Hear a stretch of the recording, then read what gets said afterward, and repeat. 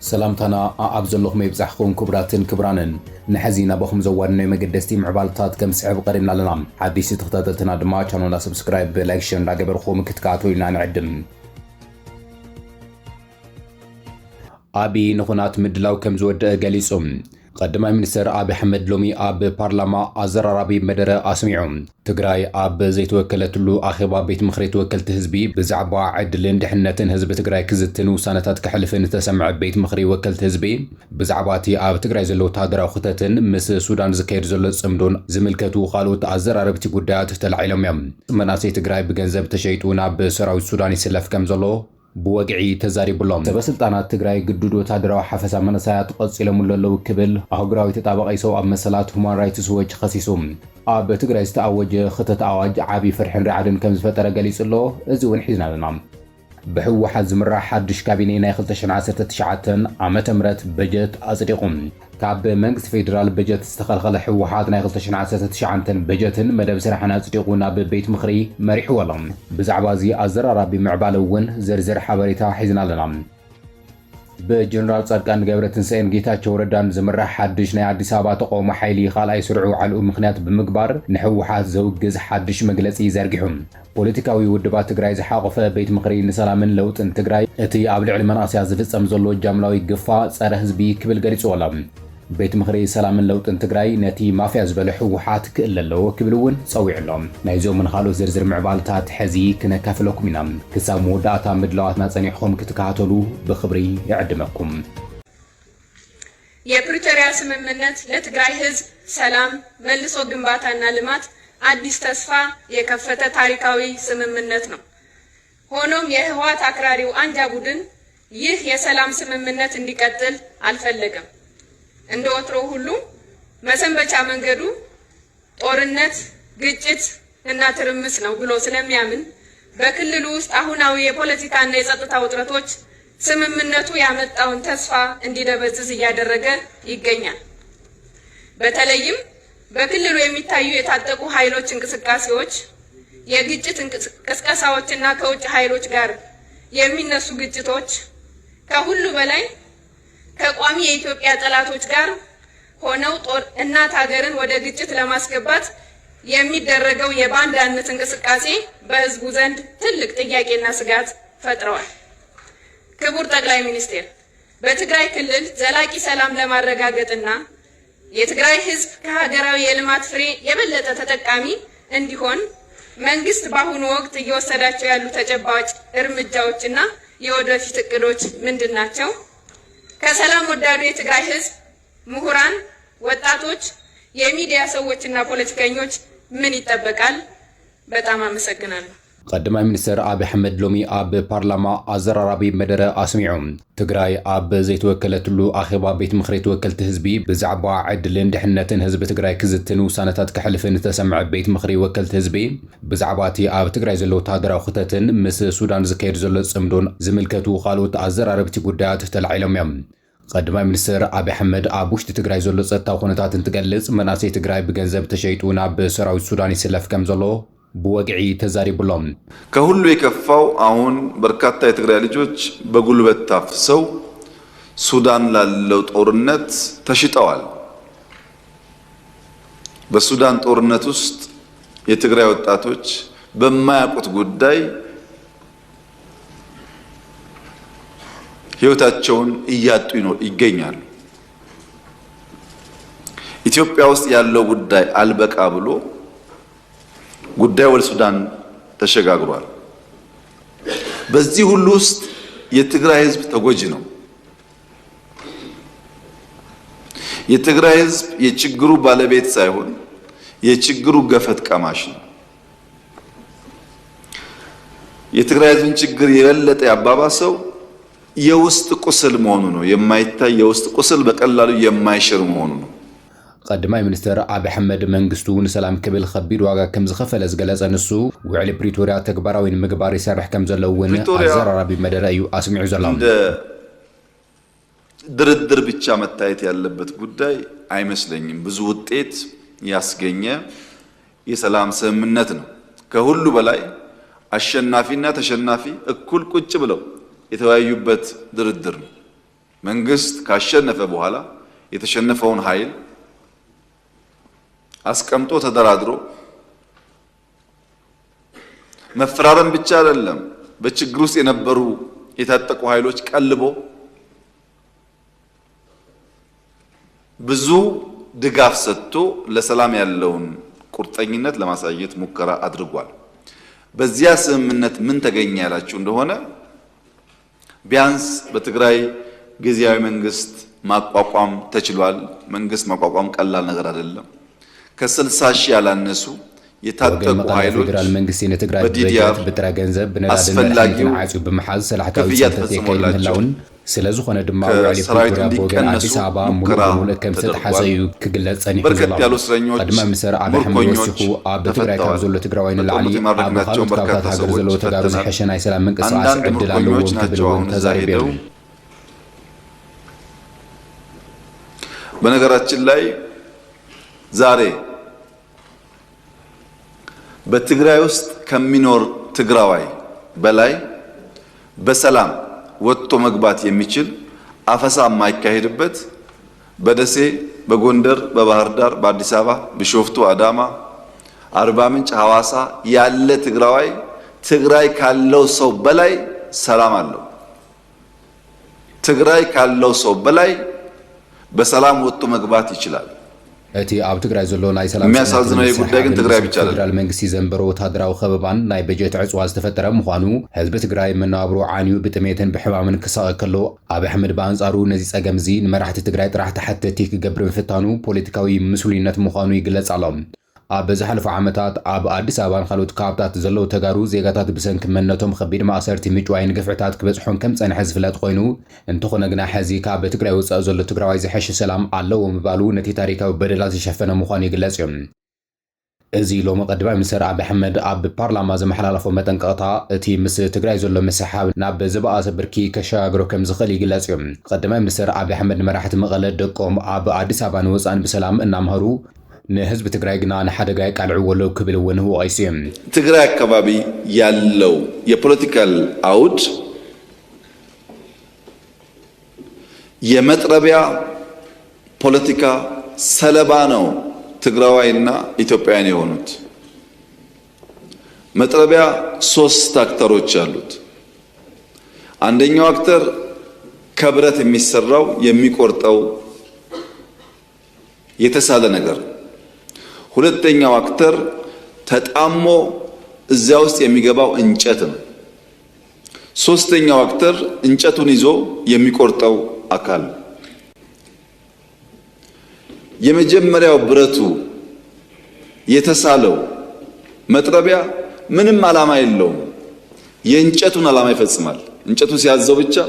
የእንጨቱን ፍላጎት የእንጨቱን ዓላማ ፈጻሚ እንጂ የራሱ ሐሳብ የራሱ ዓላማ የለውም። እንጨቱም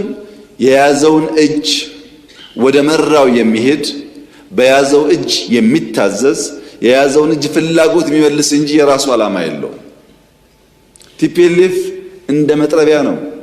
መያዛው እንጨት እንደ ሻዕቢያ ነው። ዋናው አዛዦች ባለጉዳዮች ሌሎች ናቸው። ከመጥረቢያው ጋር ከብረቱ ጋር ብንጋጭ እንጨቱ እስካለ ድረስ ከእንጨቱ ጋር ብንጋጭ እንጨቱን የሚያዘው ሰው እስካለ ድረስ ዘላቂ ሰላም አናገኝም።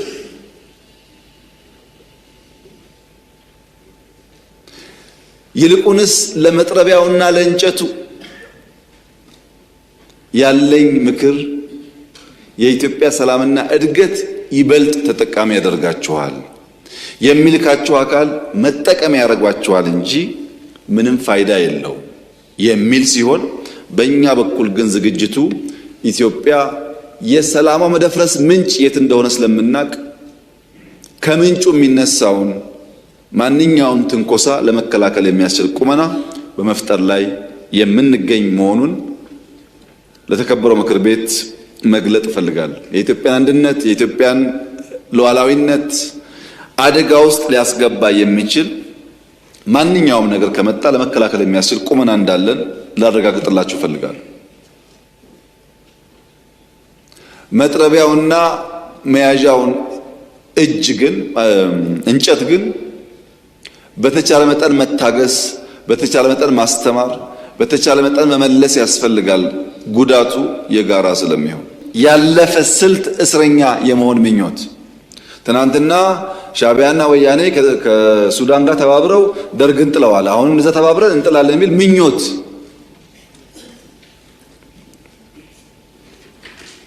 እንኳን ሻዕቢያና ወያኔና ሱዳን ሌላም ቢጨመር በኢትዮጵያ ሉዓላዊነት ቅንጣት ታክል ስጋት የለም።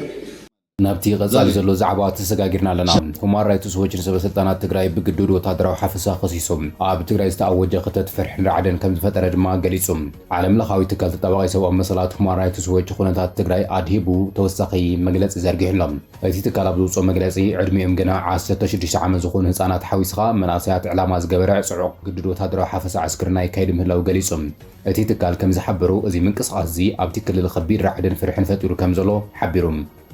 እቲ ሎም ዝወፀ ሰፊሕ ፀብጻብ ሁማን ራይትስ ዎች ከም ዝገልጾ ሓይልታት ፀጥታ ትግራይ ካብ መወዳእታ ወርሒ ሚያዝያ 2018 ዓ.ም ጀሚሮም ቀደም ብድሌት ኣብ TDF ተሰሊፎም ዝነበሩን ዝተሰናበቱን ተባዕትዮ መናእሰይ ተጋሩ ከምኡውን ትሕቲ ዕድመ ህፃናት ብግዱድ ይእሰሩን ይጭወይን ከም ዘለዉ ገሊፆም ናይቲ ትካል ፀብጻብ ወሲኹ ከም ዝገልጾ ኣብ ወርሒ ሰነ ምስ 18 መሰኻኽር ዓይኒ ምስ ተመዛበልቲ ወለድን ካብቲ ሓፈሳ ምስ ዘምለጡ መናእሰይ ቃለ ምሕተት ኣካይደ ኣረጋጊፀ ኣለኹ ብዝበሎ ሓበሬታ መሰረት ሰላማውያን ዜጋታት ካብ ኣባይቶም ከምኡውን ካብ ናይ ወርቂ መኳዓት ከባብታትን ብሓይሊ ብረት እናተተሓዙ ናብ ወታደራዊ መሰልጠኒ ካምፕታት ይውሰዱ ምህላዎም ሓቢሩሎም ምክትል ዳይሬክተር አፍሪካ ሁማን ራይትስ ዎች ላቲቪያ ባደር ሰበስልጣናት ትግራይ መናእሰይ ብግዱድ ዕስክርና ንምእካብ ዝገብርዎ ዘለዉ ፀቕጢ ኣብቲ ክልል ከቢድ ፍርሒ ይርአ ከም ዘሎ ብምግላጽ እቲ ምንቅስቓስ ብዝፁብ ደው ንኽብልን ብዘይፈቃዶም ዝተተሓዙ መናእሰይ ናብ ባይቶኦም ክምለሱ ድማ ፃውዒት ቀሪቡሎም እቲ ፀብጻብ ከም ዘመላኽቱ ኣብ ዝሓለፈ ኣዋርሕ ካብ መቐለ ካብ ሽረ ካብ ኣክሱም ዓድዋ ዓዲግራት ውቕሮን ዓዲ ጉደምን ጽዑቕ ዝኾነ ናይ ጅምላ ሓፈሳት ከም ዝተኻየደ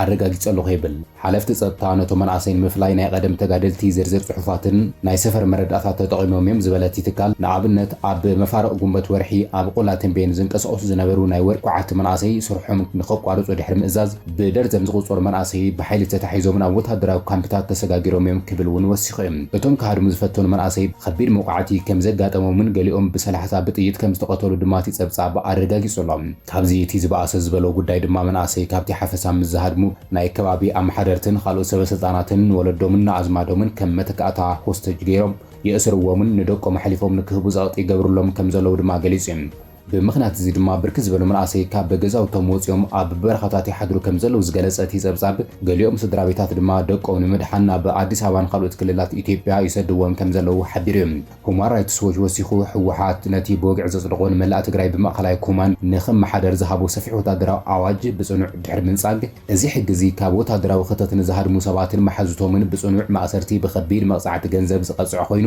እዚ ርድኢት እዚ ድማ ዓለም ለኻዊ ሰብኣዊ ሕግታት ዝጥሕስ እዩ ክብል እዩ እቲ ፀብጻብ ወሲኹ ገሊፆም ብፍላይ ድማ ዕድሚኦም ካብ 18 ንታሕቲ ዝኾኑ ህፃናት ምግፋፍ ገመን ኩናት እዩ ክብል ድማ ኣዘኻኺሩ እዮም ይኹን እምበር ወሃቢ ቃል ሕወሓት ነቲ ክሲ ብምንጻግ ህዝቢ ትግራይ ርእሱ ንምክልኻል ብፍቃዶም ይዕጠቕ ምህላዎም እዩ ገሊጹ ዘሎ ኣብ ዝሓለፈ ሰሙን ብዕለት 26 ሰነ ኣብ ከተማ መቐለ ቀበሌ 05 ጽዑቕ ናይ መንእሰይ ሓፈሳ ክካየድ ከሎ ኣዴታትን ስድራ ቤታትን መኻይን ክሳብ ዝብገሳ ብብኽያትን ብልመናን ክመሓፀና ዘርኢ ወግዓዊ ቪድዮ ኣብ ማሕበራዊ ሚድያታት ብሰፊሑ ቁጥዐ ምፍጣሩ ይዝከር እዩ ነዚ ህዝባዊ ቁጥዐ ምላሽ ዝሃበ ሓላፊ ቢሮ ኮሙኒኬሽን ትግራይ ኣብርሃም ሓጎስ ትግራይ ሕዚ እውን ኣብ ትሕቲ ከቢድ ናይ ህልውና ሓደጋ ስለዘላ ርእሳ ናይ ምክልኻል ሓላፍነት ኣለዋ ክብል ገሊጹ ነይሩ እንተኾነ ግና ካብ መምርሒ መንግስቲ ወፃእን ብዘይፈቃድን እምነትን ህዝቢ ዝተገበረ ዝኾነ ይኹን ናይ ዕስክርና ጉዳይ እንተሃልዩ ብዕቱብ ተጻርዩ ኣብ ልዕልቶም ፈጸምቲ ፀጥታ ሓይልታት ሕጋዊ መምሕደራዊ ስጉምታት ከም ዝወስዱ ኣረጋጊጹ እዮም እዚ ከምዚ ኢሉ እናሃለወ ድማ ሕወሓት በጀት 2019 ዓ.ም ኣጽዲቑ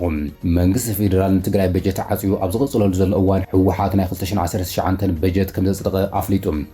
ሎሚ ሰኒ 29 ሰነ 2018 ዓመተ ምህረት ካቢኔ ብሄራዊ ክልላዊ መንግስቲ ትግራይ ኣብ ዘካየዶ ስሩዕ ኣኼቡ ብኮሚሽን ፕላን ዘቐረበሉ ናይ 2019 ዓመተ ምህረት በጀትን ስትራቴጂካዊ መደብ ስራሕን መርሚሩ ናብቲ ካብ 2012 ዝመለሶ ቤት ምኽሪ ከም ዘመሓላለፎ እዩ ተገሊጹ ዘሎ ከም ሓበሬታ ቤት ጽሕፈት ፕሬዝደንት እዚ ውሳነ እዚ ዝመሓላለፍ ዘሎ መንግስቲ ፌደራል ንትግራይ ዝሰዶ ዝነበረ ዝኾነ ይኹን በጀትን መሃያ ዜጋታትን ሙሉእ ብሙሉእ ዓጽዩ ኣብ ዝቕጽለሉ ዘሎ እዋን ምዃኑ ይግለጽ እዩ ዘሎ እቲ ብዶክተር ደብረጽዮን ገብረሚካኤል ዝምራሕ ሓድሽ ካቢኔ ትግራይ ነዚ ናይ 2019 በጀት ምጽዳቕ ከም ዓብዪ ስልታዊ ስጉምቲ ዓርሲ ምርኮሳ ገይሩ ከም ዝወስዶ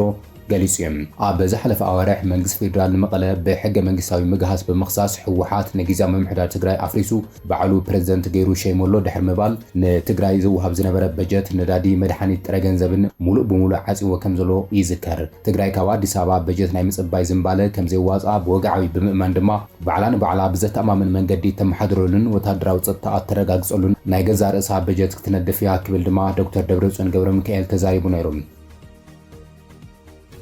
ናብ ተቐጻሊ ዘሎ ዛዕባ ተሰጋጊርና ኣለና። ብወገን ቤት ምኽሪ ሰላምን ለውጥን ትግራይ ብጌታቸው ረዳን ጀነራል ጻድቃን ገብረትንሳኤን ዝምራሕ ሓድሽ ናይ ተቃውሞ ሓይሊ ብምኽንያት መበል ካልኣይ ስርዑ ዓልኡ ምኽንያት ብምግባር ንሕወሓት ዘውግዝ ሓድሽ መግለጺ ኣውፅዮም። እቲ ኣብ ልዕሊ ተጋሩ መናእሰይ ዝፍጸም ዘሎ ጃምላዊ ግፋእ ኣዋጅ 366/2018 ጸረ ህዝቢ እዩ ዝበለ ቤት ምኽሪ ሰላምን ለውጥን ትግራይ ነቲ ማፍያ ክብል ዝገለጹ ሕወሓት ክእለ ጥራሕ እዩ ዘለዎ ክብል ድማ ጻውዒቱ ቀሪቦም። ብርክት ዝበሉ ተቃውምቲ ፖለቲካዊ ውድባት ትግራይ ዝተረኸብሉ ቤት ምኽሪ ሰላምን ለውጥን ትግራይ ሓበራዊ መግለጺ ኣውፅኡ ዘሎም። እቲ ቤት ምኽሪ ኣብ ዘካይዱ መበል ካልኣይ ስርዑ ዓልኡ ነቲ ኣብ መቐለ ዘሎ ማፍያ ክብል ዝገለጾ ስርዓት ንስምዕነት ፕሪቶርያ ኣፍሪሱ ነቲ ሕጋዊ ዝነበረ ጊዜያዊ ምምሕዳር ትግራይ ዓልዩ ንህዝቢ ትግራይ ድማ ናብ ሓድሽ ናይ ኩናት ጥሜትን መጻወድያ የእትዎ ኣሎ ክብል ብጽኑዕ ኮንንዎ ዘሎም። እቲ ቤት ምኽሪ ወሲኹ ነቲ ኣብ ቀረባ እዋናት ብወገን መቐለ ህላውን ድሕነትን ህዝቢ ትግራይ ንምውሓስ ብዝብል ስም ዝወፅእ ሓድሽ ወታደራዊ ኣዋጅ ሙሉእ ብሙሉእ ከም ዘይቀበሎ ብትሪ ከም ዝቃለሶን ድማ ኣፍሊጡሎም። እቲ ቤት ምኽሪ ከም ዝገለጾ እዚ ኣዋጅ እዚ ፍጹም ወግዓዊ ንሕልና ደቂ ሰባት ዘየኽብር ንከተማታት ትግራይ ናብ ሓፂር ግዜ ዕንወት ዝመርሕን ብምዃኑ ፌደራል መንግስቲ ተጣበቕቲ ሰብኣዊ መሰላት እዚ ኣዋጅ እዚ ተግባራዊ ንከይኸውን ኣብ ጎኒ እቲ ቤት ምኽሪ ኮይኖም ክቃለሱ እዩ ጻውዒቱ ቀሪቡ ዘሎም።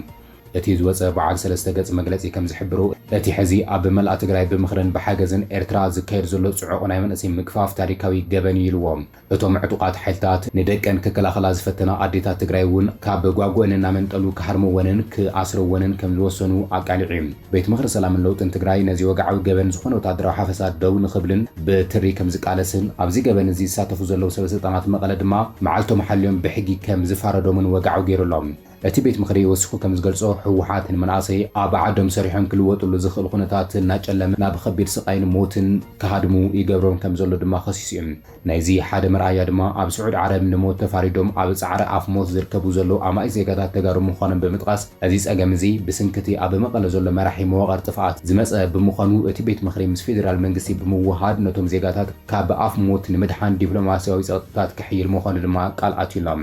እቲ መግለጺ ወሲኹ ከም ዘመላኽቱ እቲ ኣብ ትግራይ ዘንጸላሉ ዘሎ ከቢድ ድርቅን ጥሜትን ተፈጥራዊ ጸገም ጥራሕ ዘይኾነስ ብፖለቲካዊ ውሳነታት ሕወሓት ዝመፀ ሰብ ስራሕ ሓደጋ እዩ ክብል እውን ገሊጽዎ እዩ ዘሎ። እቲ ቤት ምኽሪ ከም ዘነጸሮ ሕወሓት ንሓረስታይ ካብ ማሕረሱ ንነጋዳይ እውን ካብ ንግዱ ንመናእሰይ ድማ ካብ ትምህርቲ ሙሉእ ብሙሉእ ብግዱድ ዕስክርና ስለ ዝወሰዶም እቲ ከባቢ ብስንኪ ግዱድ ውትድርና ልዑል ናይ ጉልበት ሰብ ምስኣን ኣጋጢሞ ከም ዘሎ ገሊጹ እዩ። እዚ ድማ ነቲ ተፈጥራዊ ድርቂ ናብ ዝኸፍአ ዘርኢ ጥሜት ቀይርዎ ከም ዘሎ ዝገለጸ እቲ ብጀነራል ጻድቃን ገብረትንሳኤ ዝምራሕ ቤት ምኽሪ ሰላምን ለውጥን ትግራይ እቲ ጸገም ፖለቲካዊ ብምዃኑ መፍትሒኡ እውን እዚ ዓፋን ስርዓት ምእላይ ጥራሕ እዩ ክብል ገሊጹ ዘሎ። ቤት ምኽሪ ሰላምን ለውጥን ወሲኹ ዕድመ እዚ ዓፋን ጉጅለ መቐለ ንምሕጻርን ኣብ ትግራይ ድማ ሰላምን ሕገ መንግስታዊ ስርዓትን ንምትኻልን ዝተፈላለዩ ሓደሽቲ ናይ ተቃውሞ ፖለቲካዊ ውድባትን ሲቪል ማሕበራትን ብወግዒ ኣባል ክኾኑ እዩ ጻውዒት ገይሩ ዘሎ። እቲ ቤት ምኽሪ ወሲኹ ነቶም ነዚ ግዱድ ሓፈሳን ምግፋፍን ብምቋም ዝቃለሱ ዘሎ መናእሰይ ኣዴታትን መራሕቲ ሃይማኖትን ዘለዎ ክብሪ ብምግላጽ ኣብ መወዳእታ ምስ ፌደራል መንግስቲ ርክቡ ብምጥንኻርን ውዕሊ ፕሪቶርያ ክኽበር ተመዛበልቲ ክምለሱ ከምኡውን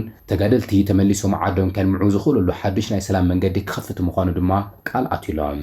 ክቡራትን ክቡራንን ንሎሚ ናባኹም ዝሓረናዮ መገደስቲ ምዕባለታት ነዚኦም መስሉ ነይሮም። ሓቢርኩምና ስለዝፀናዕኹም ኣዝና ነመስግን። ቻናልና ሰብስክራይብ እንዳገበርኩም ተኸታተሉ።